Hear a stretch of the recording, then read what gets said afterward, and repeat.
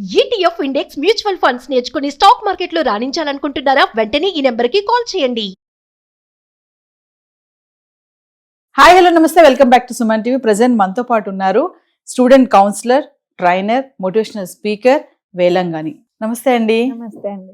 ఇప్పుడు ఒక మంచి టాపిక్ తో వచ్చాను. చాలా మంది ఏంటంటే అసలు ఒక ముఖాలు చూస్తే అమ్మో వీడితో ఎందుకురా మాట్లాడడం అనిపిస్తా ఉంటుంది, నీరసం వస్తుంది. ఏదైనా షేర్ చేసుకుందామని వెళ్తే వాడి ముఖం మీద ఉన్నటువంటి వాడి బాధలన్నీ మనకు కనబడతాయి. అయితే ఇది కాకుండా ఎప్పుడు కూడా హ్యాపీగా ఉండాలి, ఎనర్జెటిక్ గా, ఉత్సాహంగా ఉండాలి అంటే మీరు చెప్పే ఏమైనా టిప్స్ గా సజెషన్స్ ఏమైనా ఉన్నాయా? ఫస్ట్ ఎందుకు బాధగా ఉంటాడు అంటే, ఎవరైనా ఒక పర్సన్ ప్రపంచంలో లేనన్ని బాధలన్నీ నాకే ఉన్నాయి. అందుకనే ప్రతి ఒక్కరు అదొక రీజన్ మెయిన్. ఇక ఎవరు ఈ బాధ ఫేస్ చేసి ఉండరు కావచ్చు, నేను ఒక్కరినే ఫేస్ చేస్తున్నా, ప్రపంచంనే నా భుజాల మీద మోస్తున్నా అన్నంత ఫీలింగ్ లో ఉండడం వలన బాధ అనేది వాళ్ళ ముఖంలో కనిపిస్తుంది. ఇంకొక విషయం ఏంటిదనంటే, ప్రతి ఒక్క విషయాన్ని నెగిటివ్ గా చూడడం వలన. ఒక చిన్న క్వశ్చన్ అడుగుతాను మేడం మిమ్మల్ని, మీకు రెడ్ కలర్ చూడగానే ఏమనిపిస్తుంది? భయం వేస్తుంది. రెడ్ కలర్ అనగానే షాక్. చూసారా? అంటే రెడ్ కలర్ లో మీరు అనగానే షాక్ అని 1 సెకండ్ కూడా ఆలోచించకుండా చెప్పారు. అదే రెడ్ కలర్ మీరు ఒక 1 సెకండ్ ఆగితే లవ్ కూడా రెడ్ కలరే మేడం. లవ్ కూడా ఎంత పాజిటివ్ వైబ్రేషన్ అది. అంటే మనం ఫస్ట్ ఏం చూసామంటే నెగిటివ్ చూస్తాం. నెగిటివ్ చూడగానే మనకి ఏమనిపిస్తే భయం కానీ, ఆ నిరుత్సాహము, డిసప్పాయింట్మెంట్ అయిపోయి మనం వీక్ గా మన ఫేస్ లో అది కనిపిస్తుంది అనమాట. అలా కాకుండా ప్రతి ఒక్క సిచ్యువేషన్ ని, ప్రతి ఒక్క ఇన్సిడెంట్ ని, ప్రతి ఒక్కరిని కూడా మనం ఒక పాజిటివ్ వేలో చూస్తే గనక ఆ పాజిటివిటీ అనేది మన ఫేస్ లో కూడా రిఫ్లెక్ట్ అవుతుంది, కనిపిస్తుంది. ఇప్పుడు మనం అనుకున్నట్టు మీరు లైవ్ చూసారు, రెడ్ కలర్ అనగానే ఎవరికైనా, ఈవెన్ మీకనే కాదు నాకు కూడా డేంజర్ అనే సింబలే గుర్తుకొస్తుంది రెడ్ కలర్ అనగానే. కానీ ఒక సెకండ్ ఆగితే లవ్ కూడా రెడ్ కలర్. ఎవరైనా అమ్మాయి ఇష్టపడితే రెడ్ కలర్ రోజ్ ఇచ్చి ప్రపోజ్ చేస్తాం. ఎంత పాజిటివ్ వైబ్రేషన్ అది కూడా రెడ్ కలర్. అంటే మనం ఆ విధంగా మనం చూసుకోవాలి. ఈ 2 కారణాల వల్లనే ప్రతి ఒక్కరు ఫేస్ లో చిరాకు, ఆ అలసత్వం అదంతా కనిపిస్తుందని నేను అనుకుంటా. కానీ ఒక రియల్ ఇన్సిడెంట్ మీకు చెప్తానండి, లైవ్ లో ఎక్స్పీరియన్స్ అయినది. అసలు నిజంగా మావలెస్ అని చెప్పుకోవాలి. నేను మా ఫ్రెండ్ ఇద్దరము ఒక ఆశ్రమంకి వెళ్ళామన్నమాట. ఆ ఆశ్రమంలో అందరూ క్యాన్సర్ పేషెంట్స్ ఉంటారు. క్యాన్సర్ పేషెంట్స్ ఎలా ఉంటారంటే, ఇంకా వాళ్ళ అంత ట్రీట్మెంట్ తీసుకొని లాస్ట్ స్టేజ్ ఇంకో 2 నెలలు, ఇంకో 3 నెలల్లో చనిపోయే స్టేజ్ ఏమీ చేయలేము అన్నప్పుడు అక్కడ ఉంటారన్నమాట ఆశ్రమంలో. ఆశ్రమం కూడా వాళ్ళకి ఫ్రీగా అకామిడేషన్, మెడిసిన్ అనేది ప్రొవైడ్ చేస్తుంది. అయితే వాళ్ళకి ఒక ప్రోగ్రామ్ నడుస్తుంది, ఎంటర్టైన్మెంట్ ప్రోగ్రామ్. ఇప్పుడు వాళ్ళ దగ్గరికి వెళ్ళి నువ్వు ఏదైనా సాధించగలవు, చేయగలవు అంటే అప్పుడు ఏం చేస్తారు? వాళ్ళు ఏం చేయలేరు, వాళ్ళంతా కోల్పోయి ఉంటారు. జస్ట్ ఇప్పుడు వాళ్ళని ఏదైనా చేస్తామంటే నవ్వించడం మాత్రమే టాస్క్ వాళ్ళ ముందుంది.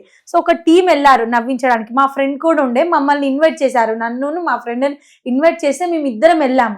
మంచి ఆఫ్టర్నూన్ వరకు మంచిగా కామెడీ, ఎంటర్టైన్మెంట్, డాన్స్, వాళ్ళు కూడా మంచిగా లాఫ్, జోక్స్ అన్ని బాగా ఆనందంగా అయిపోయారు. మా ఫ్రెండ్ పక్కన ఉన్నారు, ఆయన ఏమన్నారంటే ఒకసారి వెళ్ళి మనము వాళ్ళ రూమ్స్ ఎలా ఉంటాయి, వాళ్ళ బెడ్స్ ఎలా ఉంటాయి ఒకసారి చూద్దామన్నారు. నాకు కొంచెం భయం వేస్తుంది. అంటే వాళ్ళందరూ పేషెంట్స్, వాళ్ళని చూడగానే బాధ అనిపిస్తుంది. దట్టు వాళ్ళందరూ క్యాన్సర్ పేషెంట్స్. హెయిర్ ఉండక సరిగా పళ్ళు ఊడిపోయి చాలా బక్కగా అయిపోయి చూడడానికి చాలా బాధాకరమైన పరిస్థితిలో వాళ్ళు ఉంటారు. ఇంకా వాళ్ళ దగ్గరికి వెళ్దామని నన్ను ఫోర్స్ చేస్తే సరే అని చెప్పేసి నాకు భయం వేస్తున్నా, వద్దంటున్నా, చేపట్టుకొని తీసుకొని వెళ్ళానమాట. వెళ్తూ మా ఫ్రెండ్ అందరినీ పలకరిస్తున్నారు, hi hello how are you అని పలకరిస్తుంటే అందరూ హాయ్ హలో చెప్తున్నారు. అనుకోకుండా ఒక పర్సన్ దగ్గరికి వెళ్ళాం. ఆ పర్సన్ పేరు రమేష్ అని. ఆ పర్సన్ దగ్గరికి వెళ్ళగానే సార్ జస్ట్ నార్మల్ గా అందరినీ క్యాజువల్ గా ఎలా అడిగారో అలాగే అడిగారు, హాయ్ హౌ ఆర్ యు అంటే హాయ్ ఐఎమ్ ఫెంటాస్టిక్ అన్నారు. తను ఐఎమ్ ఫెంటాస్టిక్ అనగానే ఎంత మంచి స్మైల్ తోటి, ఎంత ఉత్సాహంతో, ఎంకరేజ్మెంట్ గా తను ఐఎమ్ ఫెంటాస్టిక్ అని ఇలా సింబల్ చూపిస్తాను. నేను షాక్ అయిపోయినా. ఒక వైపు అయినా చూస్తేనేమో హెయిర్ లేదు, ఆయనకి ఎంత ఏజ్ కూడా ఉండదు, 35, చాలా యంగ్ ఏజ్, 30-35 ఏజ్ ఉంటుంది, బక్కగా అయిపోయినారు. లిటరల్ గా చెప్పాలంటే ఆయన బాడీ మీద డ్రెస్ కూడా కంప్లీట్ గా లేదు. ఎందుకనంటే ఆయన బాడీ మొత్తం పుండ్లతో నిండిపోయింది. ఇక్కడి వరకు హాఫ్ నిక్కర్ వేసుకున్నారు, కట్ బనీన్ వేసుకున్నారు వైట్ కలర్ది. ఆ బనీన్ కూడా అక్కడక్కడ red colour marks, blood mark తోని ఉందన్నమాట, బ్లడ్ వస్తుంది, ఆ పుండ్ల నుంచి చీము రక్తం కారుతా ఉంది. అంత ఉన్న వ్యక్తి, అలాంటి పెయిన్ ఉన్న వ్యక్తి ఐఎమ్ ఫెంటాస్టిక్ అన్నారు. మేము షాక్ అయినాము. సరే లంచ్ చేసి వద్దామని చెప్పేసి మేము వెళ్ళి లంచ్ చేసి మళ్ళీ ఇంకా నాకు ఎగ్జైట్మెంట్ సరిపోతలేదు, ఆయన చూడాలి ఆయనతో మాట్లాడాలి అని నాకు ఎగ్జైట్మెంట్ అవుతుంది. నేను సరే వెళ్దామని చెప్పి మళ్ళీ మా ఫ్రెండ్ని తీసుకొని నేను అక్కడ వచ్చాను. అక్కడ వచ్చి ఆయన బెడ్ దగ్గరికి ఉండి వెయిట్ చేస్తున్నాం మేము. 2-3 seconds అయింది. ఆయన బెడ్ దగ్గర వాష్రూమ్ ఏమైనా వెళ్ళాడు కావచ్చు, లోపలికి వస్తాడు కావచ్చు అని ఆయన బెడ్ దగ్గర నిలబడి వెయిట్ చేస్తున్నాం. అయిపోయింది, రాలేదు. 5 minutes అయింది, రాలేదు. పక్క వాళ్ళతో మాట్లాడుతున్నాం మేము, ఆయన రాలేదు. చూస్తున్నాము. అక్కడ వార్డ్ బాయ్ ఉంటారు, వార్డ్ బాయ్ని అడిగాం మేము, ఇక్కడ రమేష్ అనే పర్సన్ ఉండే కదా, మేము ఇంతకు ముందు మాట్లాడాము ఏరి అని అంటే, ఆ వార్డ్ బాయ్ ఏడ్చుకుంటూ కొంచెం కళ్ళలో నీళ్లు తెచ్చుకొని 5 minutes క్రితమే ఆయన చనిపోవడం జరిగింది అని చెప్పగానే నిజంగా మాకు అనుకోకుండా మాకు కూడా కళ్ళలోంచి నీళ్ళు తిరిగి, ఆయనతో మాకు ర్యాపో లేదు, మాకు పరిచయం లేదు, ఏం లేదు. అక్కడే జస్ట్ ఇంతకుముందు హాయ్ హలో చెప్పాం అంతే. కళ్ళలోంచి మాకు కూడా నీళ్లు తిరిగాయి. అంటే ఆయన ఉత్సాహాన్ని చూసి మాకు. అయితే ఆయన చనిపోక ముందు మేము అడిగామన్నమాట, ఆయన ఎంత ఫెంటాస్టిక్ అనగానే నేను అసలే చాలా క్వశ్చన్స్ వేస్తుంటాను, మీకు పెయిన్ లేదా, మీరు హాయ్ హలో అనగానే ఐఎమ్ ఫెంటాస్టిక్ అని అంటున్నారు. చనిపోక ముందు మేము లంచ్కి వెళ్ళక ముందు ఆయనతో మాట్లాడేటప్పుడు నేను అడిగాను, మీకు పెయిన్ లేదా అంటే ఆయన ఒక మాట అన్నారు. ఎంత గ్రేట్ వర్డ్ అంటే, పెయిన్ నా బాడీకే కానీ నా మనసుకి పెయిన్ లేదు అని చెప్పేసి ఆయన అంత ఎగ్జైట్మెంట్ తో, అంత హ్యాపీనెస్ తోని ఐఎమ్ ఫెంటాస్టిక్ అని చెప్పారు.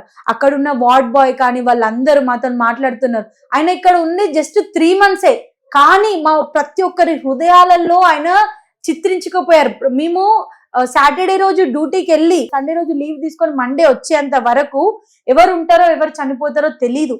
అలా అంత కామన్ ఇక్కడ, ఎందుకంటే అందరూ క్యాన్సర్ పేషెంట్స్ లాస్ట్ స్టేజ్ లో ఉన్న వాళ్ళు వస్తారు ఇక్కడికి. కానీ ఈ పర్సన్ తోని మేము అనుకోలేని సంబంధం మాకు ఏర్పడింది.